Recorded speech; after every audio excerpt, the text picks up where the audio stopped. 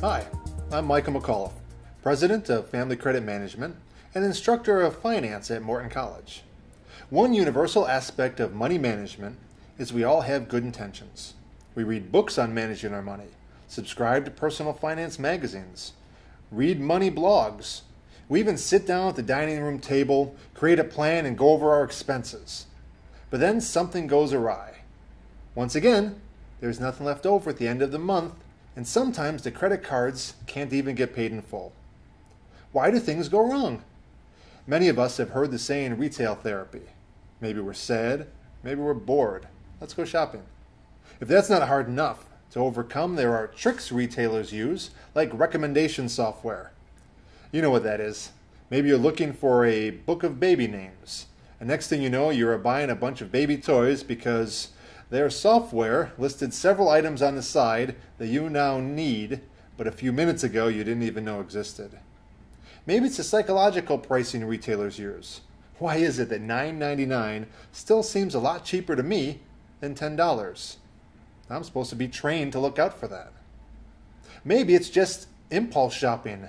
You know what I'm talking about. You go to the store for a new pair of winter gloves, come out with a hat or coat or boots or all of it. You have to be on guard.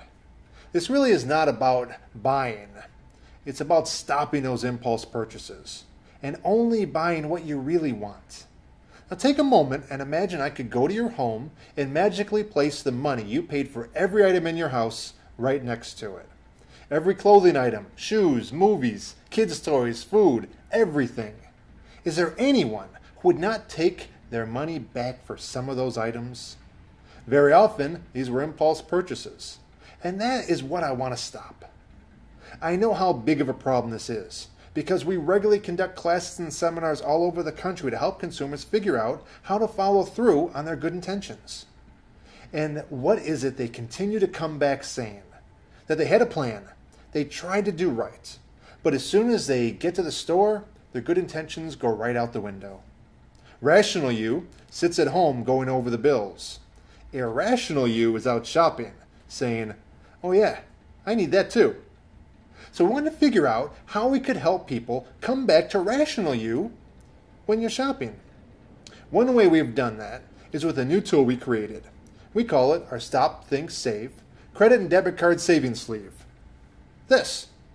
The idea behind this is that when you're out in the store or even at your computer and you decide to buy something, you'll see this savings sleeve when you go to grab your debit and credit card, and it'll ask you if you want to buy. It says, put me back, your goals are more important than this.